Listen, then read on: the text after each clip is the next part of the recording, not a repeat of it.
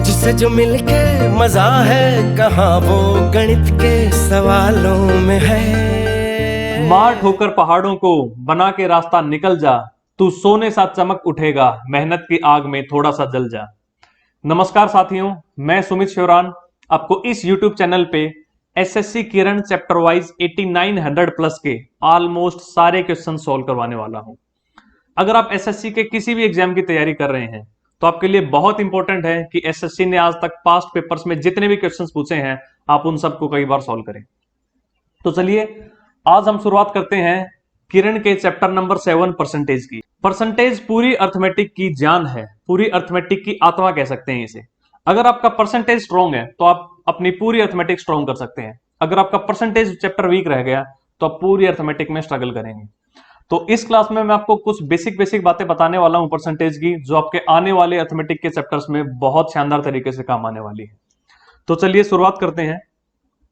सबसे पहले परसेंटेज को फ्रैक्शन में कन्वर्ट करना और फ्रैक्शन को परसेंटेज में कन्वर्ट करना। भाई परसेंट जैसे नाम से ही पता चल रहा है, परसेंट यानी पर 100 यानी प्रति 100, यानी कि 100 पे कितना वो कहलाएगा आपका परसेंट। फॉर एग्जांपल 50% है, इस 50% को अगर मुझे फ्रैक्शन में कन्वर्ट करना है तो आप देखिए परसेंट को फ्रैक्शन में कन्वर्ट करने के लिए आप डिवाइड करोगे उसे 100 से, और फ्रैक्शन को परसेंटेज में कन्वर्ट करने के लिए आप उसे मल्टीप्लाई करोगे 100 से। तो जब मैं 50% लिखता हूं तो परसेंट का साइन हटाने के लिए पर 100 यानी मैं 100 से डिवाइड करूंगा इसको। सो 50 upon 100 gives me what 1/2। It means the fraction value of 50% is 1/2। 50% का भिन्न होगा 1/2। अगर मैं कहूं किसी संख्या का 50% या मैं कहूं किसी संख्या का 1/2 तो बात एक ही है, दोनों चीजों में कोई अंतर नहीं है। तो एसएससी के अंदर जो पास्ट पेपर्स में आप अगर परसेंटेज के क्वेश्चंस देखोगे तो आपको पता चलेगा कि बहुत से वैल्यूज ऐसी हैं जिन पे एसएससी ने बार बार क्वेश्चंस पूछे हैं। तो इन परसेंटेज के वैल्यूज के जो फ्रैक्शंस हैं वो आपको हमेशा याद रखने होंगे ताकि आपका एग्जाम में टाइम बचे। फॉर एग्जाम्पल अपना जो सेकंड है 33 1/3% इंपॉर्टेंट है। 33 1/3, भाई 33 इंटू 3 कितना 99 और प्लस 1 100, यानी ये 100/3% की बात कर रहे हैं। सो इस परसेंट को फ्रैक्शन में कन्वर्ट करने के लिए मैं 100 से डिवाइड करूंगा। अब 100/3 को जब मुझे 100 से डिवाइड करना है तो मैं कह सकता हूं जो नीचे 3 है उसको मैं 100 से मल्टीप्लाई करता हूं। जब आप डिनोमिनेटर में मल्टीप्लाई करते हैं तो उसका मतलब है आप उस नंबर से उस पूरे फ्रैक्शन को डिवाइड कर रहे हैं, यानी कि 100/3 इंटू 100 ये आपको मिल जाएगा 1/3। जब आप न्यूमरेटर में किसी वैल्यू से मल्टीप्लाई करते हैं तो आप कहते हैं कि मैंने मल्टीप्लाई किया, लेकिन जब आप डिनोमिनेटर में मल्टीप्लाई कर देते हैं तो वो कहलाता है डिवाइड किया। तो 33 1/3% की फ्रैक्शन वैल्यू है 1/3। ये आपको याद रखना होगा। कोई रात को 1:30 बजे भी आपको उठा के पूछ ले भाई 33 से 1/3%, आपको फट से बोलना है कितना 1/3। तो नेक्स्ट 25%, भाई 25% की फ्रैक्शन वैल्यू कितनी होगी, 25 को 100 से डिवाइड करो। भाई 25/100 25/100 गिव्स यू व्हाट 1/4। ठीक है, इतना आप कर सकते हो। ये 5वीं 6वीं क्लास के बच्चों के क्वेश्चंस हैं, कोई रॉकेट साइंस नहीं है, कोई आपसे कोरोना की दवाई नहीं बनवा रहा है यहाँ पे, बहुत आसान है चीजें। इतना तो देखो करना ही पड़ेगा एक गवर्नमेंट जॉब अगर आपको लेनी है तो। सो 25/100 गिव्स यू व्हाट 1/4, यानी 25% की फ्रैक्शन वैल्यू जो है वो होगी 1/4। सेम वे में 20% की फ्रैक्शन वैल्यू निकाल सकता हूं, कितनी आएगी भाई 1/5, भाई 20/100। ठीक है भाई 20 को आपको 100 से डिवाइड करना है, कितना मिलेगा 1/5। Next is 16 2/3%, very very very important, बहुत क्वेश्चन बनाती है एसएससी इस पे। भाई 16 सही 2/3%, 16 into 3 48, 16 into 3 48 and then plus 2 gives you 50। So ये जो है 50/3% की बात हो रही है आपके पास। सो इस 50/3% को जब आप फ्रैक्शन में कन्वर्ट करोगे तो 100 से डिवाइड करोगे, यानी 50/3 को 100 से डिवाइड करने का मतलब है जो नीचे 3 है उसको 100 से मल्टीप्लाई कर दो। डिनोमिनेटर में 100 से मल्टीप्लाई करने का मतलब है आपने उस पूरे फ्रैक्शन को 100 से डिवाइड कर दिया। सो 50/3 इंटू 100 ये सोल्व करोगे तो आपको आंसर मिल जाएगा 1/6। सो 16 2/3% की फ्रैक्शन वैल्यू 1/6 है, ये आपको याद रखना है हमेशा। नेक्स्ट इज 14 2/7%, इस पे भी बहुत क्वेश्चंस बनाए एसएससी ने। भाई 14 2/7, भाई 14 into 7 is 98, then plus 2 gives you 100, यानी 100/7% की बात हो रही है भाई। 100/7%, फ्रैक्शन में कन्वर्ट करने के लिए मैं 100/7 और नीचे 7 को 100 से मल्टीप्लाई कर दूंगा, सो आंसर मिलेगा 1/7।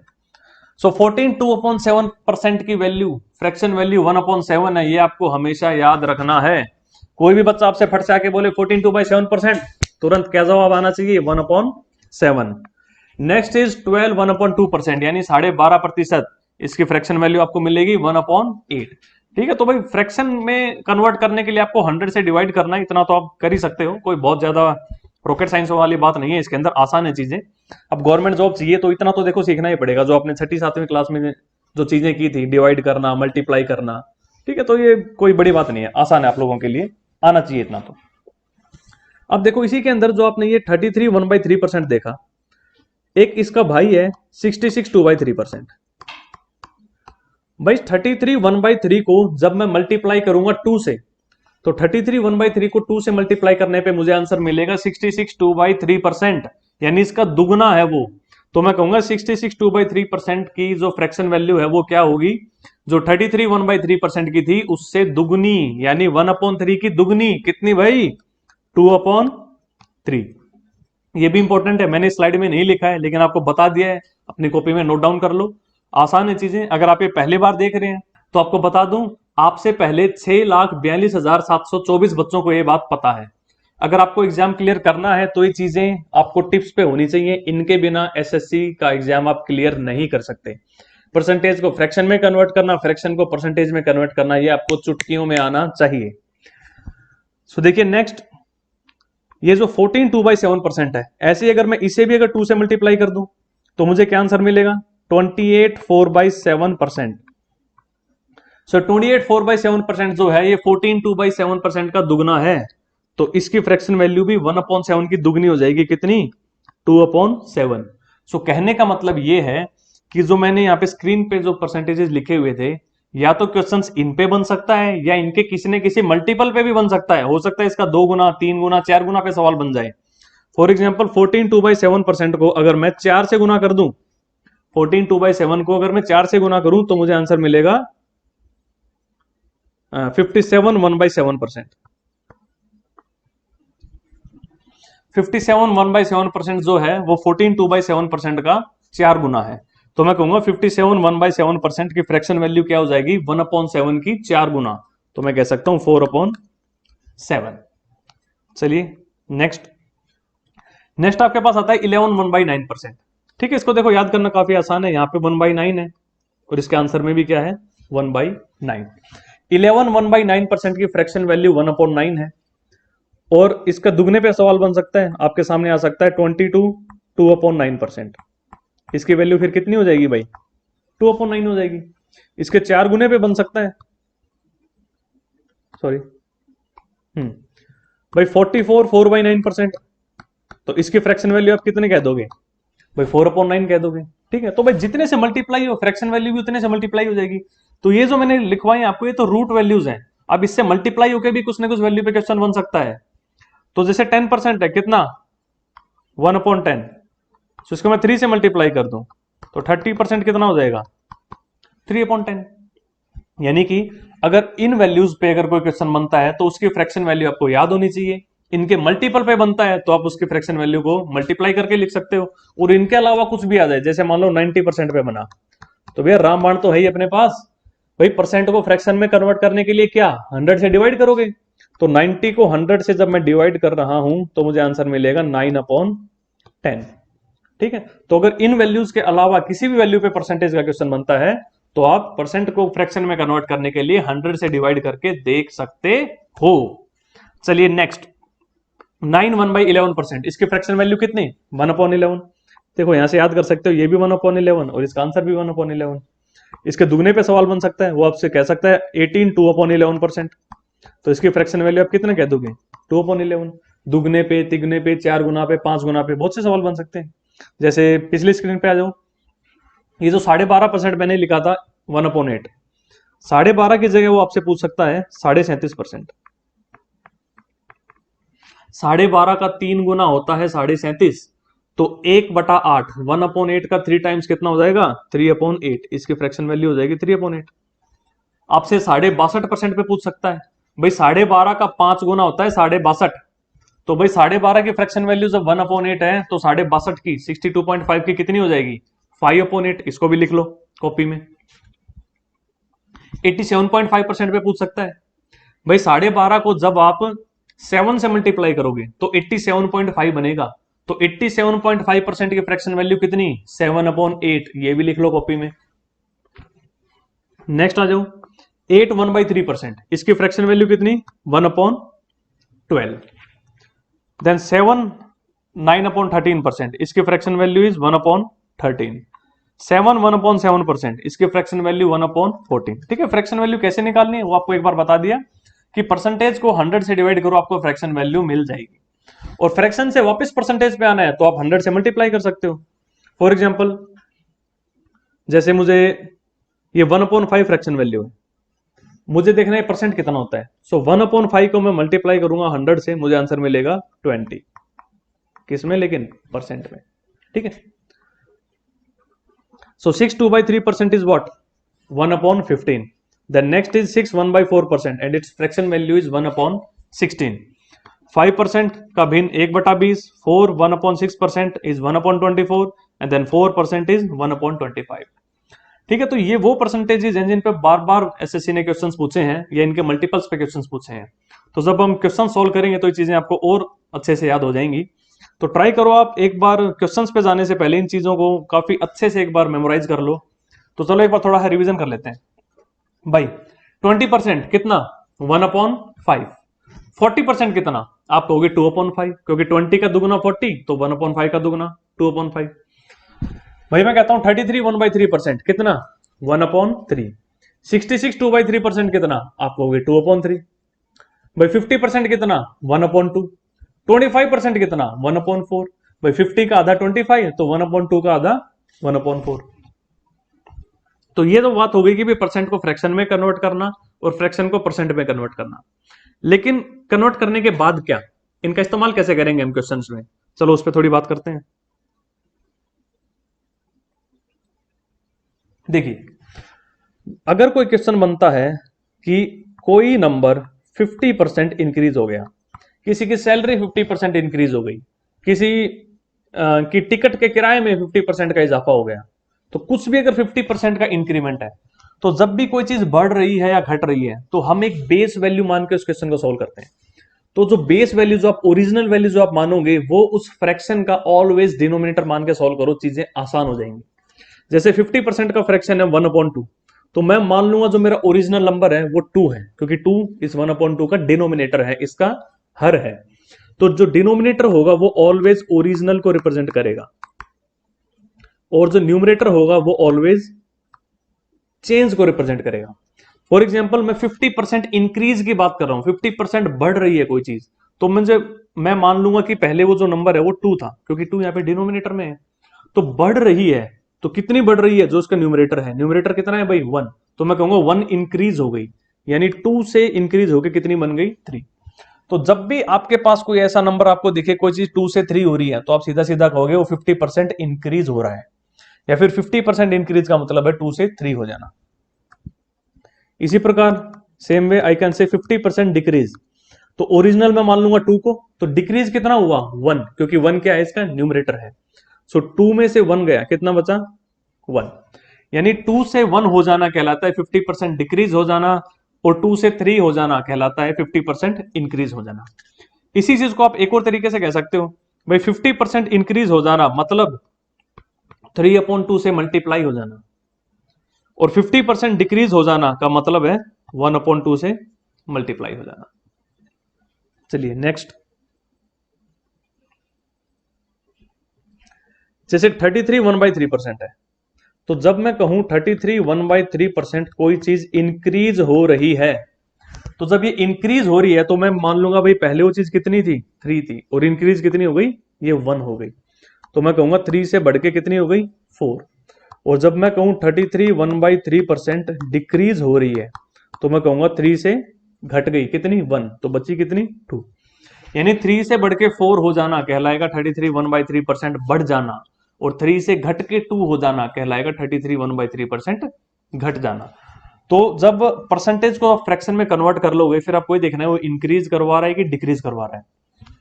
तो जो भी आपका डिनोमिनेटर है उसको आप मानोगे ओरिजिनल, और आपका न्यूमरेटर रिप्रेजेंट करेगा चेंज को। तो अब आप बताओ 25% इंक्रीज भाई कितने से कितना हो जाना, मैं कहूंगा 4 से बढ़ के 5 हो जाना। क्यों? क्योंकि 4 जो है वो न्यूमरेटर में है और 1 इंक्रीज हो रहा है उस पर, तो 4 से बढ़ के कितना हो गया 5। और अगर मैं कहूं 25% डिक्रीज हो जाना, तो मैं कहूंगा 4 में से 1 घट गया, कितना बच गया 3। सेम वे नेक्स्ट की प्रैक्टिस करो।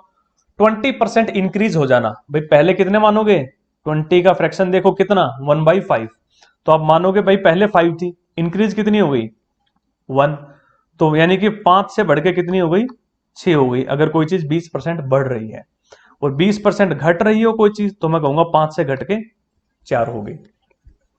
तो इनकी आपको बहुत ज्यादा प्रैक्टिस करनी है भाई, परसेंटेज को फ्रैक्शन में कन्वर्ट करना, उसके बाद कोई परसेंट इतना इंक्रीज हो रहा है तो कितने से कितना हो रहा है, डिक्रीज हो रहा है तो कितने से कितना हो रहा है।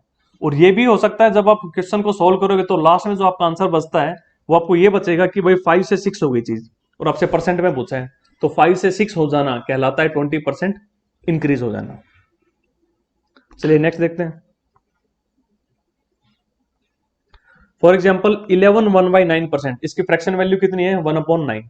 सो 11 1/9% इंक्रीज होना मैं कहलाऊंगा 9 से बढ़ के 10 हो जाना, या फिर मैं ये भी कह सकता हूं कि 10/9 से मल्टीप्लाई हो गई वो चीज, ठीक है। और 11 1/9% डिक्रीज हो जाना मैं कहूंगा 9 से घट के 8 हो जाना, या मैं ये भी कह सकता हूं कि वो चीज मल्टीप्लाई हो गई 8/9 से। बात एक ही है, कोई अंतर नहीं इन दोनों चीजों में, सेम है दोनों। नेक्स्ट एग्जांपल ले लो 8 1/3%, इसकी फ्रैक्शन वैल्यू है 1/12। तो जब मैं कहूं 8 1/3% कोई चीज इंक्रीज हो रही है, सो मैं कहूंगा वो चीज 12 से बढ़ के 13 हो रही है, कह सकते हैं ऐसा। और 8 1/3% डिक्रीज हो रही है, तो मैं कहूंगा भाई 12 से घट के 11 हो रही है, ठीक है। तो आसान है चीजें, परसेंटेज को फ्रैक्शन में बदलना, फ्रैक्शन को परसेंटेज में बदलना, इंक्रीज को रिप्रेजेंट करना भाई कितने से कितना, डिक्रीज को रिप्रेजेंट करना कितने से कितना। भाई ओरिजिनल किसको मानोगे, जो डिनोमिनेटर है, चेंज क्या दर्शाएगा आपका न्यूमरेटर। चलो एक दो और कर लो। जैसे 4% इंक्रीज की बात करूं मैं, 4% इंक्रीज में मैं कहूंगा 25 से बढ़ के 26 हो गया। 4% डिक्रीज की बात करूं तो मैं कहूंगा 25 से घट के 24 हो गया। 4% इंक्रीज को मैं ये भी कह सकता था कि मल्टीप्लाई हो गया 26/25 से, और 4% डिक्रीज को मैं ये भी कह सकता हूं कि वो मल्टीप्लाई हो गया 24/25 से। बात एक ही है, कोई अंतर नहीं है इनमें। चलिए अब आपको कई बार क्वेश्चंस के अंदर ऐसी स्टेटमेंट्स आएंगे कि बी ए का कितना परसेंट है, ए बी का कितना परसेंट है, बी ए से कितना परसेंट ज्यादा है, ए बी से कितना परसेंट ज्यादा है या कम है। तो ऐसे में मैं आपको कुछ चीजें बता देता हूं। अगर आपको ये लिखा हो बी ए का कितना परसेंट है या कितना प्रतिशत है, तो देखो जब भी आपसे का, देखो किसके आगे लगा हुआ है, ए का पूछा गया है या ए से कितना ज्यादा है, जब भी ये से और का जिसके साथ लगते हैं वो हमेशा डिनोमिनेटर में आता है। तो बी ए का कितना परसेंट है, तो मैं इसको कहूंगा बी अपॉन ए इंटू 100, ये मेरा आंसर होगा। अगर सवाल ये हो ए बी का कितना परसेंट है, तो मैं कहूंगा A upon B into 100। A B का कितना परसेंट है, बी का पूछा गया है तो बी आएगा नीचे। अगर ये कहा जाए ए बी से कितना ज्यादा है, कितना प्रतिशत ज्यादा है, भाई बी से पूछा गया है, बी से कितना प्रतिशत ज्यादा है, तो बी आएगा डिनोमिनेटर में। और कितना प्रतिशत ज्यादा है, तो पहले आप ये देखोगे ज्यादा कितना है। अब ए ज्यादा है बी से, तो यानी कि ए माइनस बी से आपको पता चल जाएगा कितना ज्यादा है, डिवाइडेड बाई बी इंटू 100। अगर ये पूछा जाता ए बी से कितना प्रतिशत कम है, तो आप यहाँ पे ए माइनस बी की जगह क्या जाता, बी माइनस ए आ जाता, ठीक है। ये पूछा जाए बी ए से कितना प्रतिशत ज्यादा या कम है, तो मैं यहां से कह दूंगा बी ए से ज्यादा कितना है, पहले तो बी माइनस ए, भाई ये तो ज्यादा हुआ, और ए से पूछा गया है तो ए आएगा डिनोमिनेटर में और ये इंटू 100।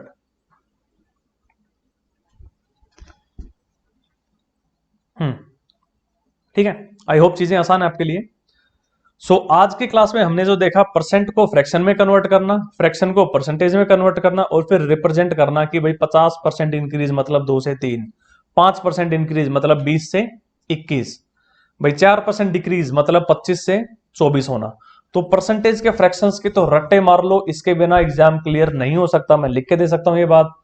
और इनका इस्तेमाल कैसे करना है वो धीरे धीरे आप जब क्वेश्चंस करोगे तो आप में जो है स्पीड अच्छी आती जाएगी। तो आज की क्लास को मैं यहीं पे रोकता हूं। इसके बाद जो नेक्स्ट क्लास होगी उसके अंदर हम किरण के सारे धीरे धीरे सारे क्वेश्चन सोल्व करेंगे परसेंटेज चैप्टर के। तो आज की क्लास में इतना ही। ठीक है, बाय बाय।